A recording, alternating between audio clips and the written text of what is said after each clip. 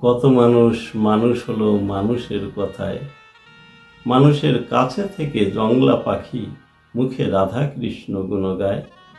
কত মানুষ মানুষ হলো মানুষের কথায়। আজকে দেখা যায় বিভিন্ন মহামানব তৈরি হয়েছেন জগতে। এই মহামানবের পিছনে আর একজন মহামানব ছিলেন, যিনি এই মহামানবকে মহামানবে পরিণত করতে সহায়তা করেছেন। যদি গুরু শক্তি কার্যকারী না হয়, তাহলে এই শক্তি পাওয়া যায় না। গুরু শক্তি হচ্ছে মূলাধার।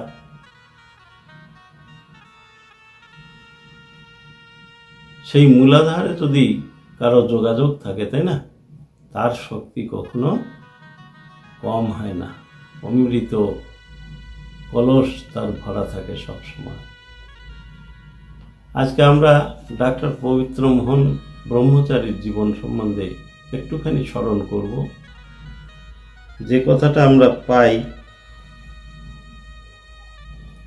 213 পৃষ্ঠা, জীবতরাতে সত্যানন্দ বইয়ের 213 পৃষ্ঠা,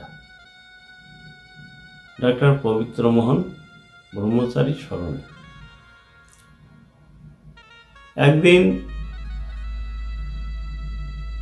যখন জঙ্গলে পরিপূর্ণ ছিল পাখান্জর ভূমি, তারপরে মানুষের ছিল না এক গ্রামের সঙ্গে আরেক গ্রামের তেমন যোগাযোগ, ছিল না রাস্তাঘাটের বাহার, কে যে কোথায় কি অবস্থায় আছেন এ জানা সম্ভব হতো না। ঠিক সেই মুহূর্তে স্বামী পবিত্র মোহন ব্রহ্মচারী তিনি চলে এসেছিলেন পাখান্জর ঠাকুর সত্যানন্দের চরণতলে। কিন্তু চলে আসলে, তাই না, অভাবের তাড়নায় যে কত অভাব এ ব্যক্ত করা যায় না। আজকালকার প্রজন্ম এ ভাবতেই পারবে না যে কত বড় অভাব। যাই হোক, সেই অভাবের দুনিয়ায় তিনি এসে ঠাকুরের আশ্রমে প্রবেশ করলেন এবং ঠাকুর বললেন কি, দেখ, একটা বছর তুই আশ্রমের গরু চড়া, তারপরের বছর তোকে স্কুলে ভর্তি করা হবে। তখন তিনি গরু চড়ালেন, ঠাকুর যা বলবেন তাই হবে। 1 বছর গরু চড়ালেন, আর সঙ্গে যেসব অন্য মানুষ এসেছিলেন তাদেরকে ভর্তি করে দিলেন স্কুলে।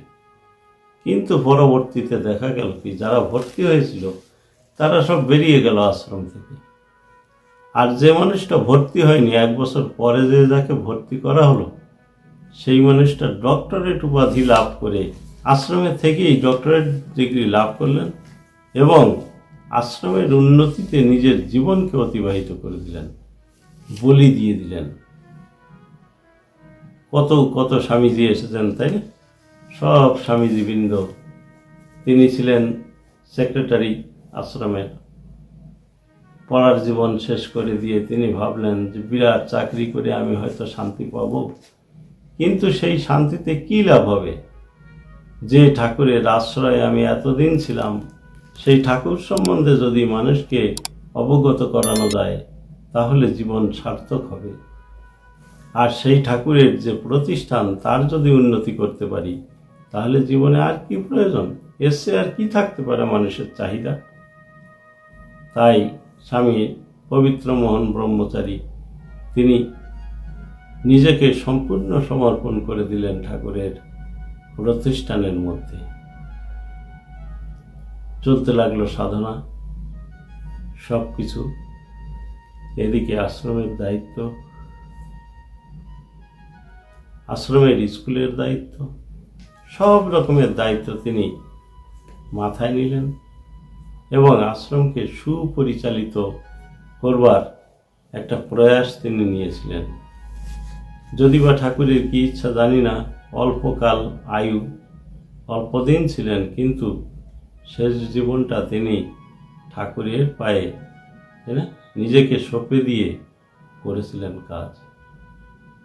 তাই তো ঠাকুরের মানুষ, তাই না, খালি খাঁচা পড়ে আছে, যার মানুষ তার কাছে গেছে, ব্রহ্মরন্ধ্র হয়ে গেছে ফাঁক, তাই ঠাকুরের ভক্ত ঠাকুরের কাছেই পৌঁছে গেছেন, তাই না? নিত্যকর্ম পরিহার করে সেই নিত্যের দেশে চলে গেছেন।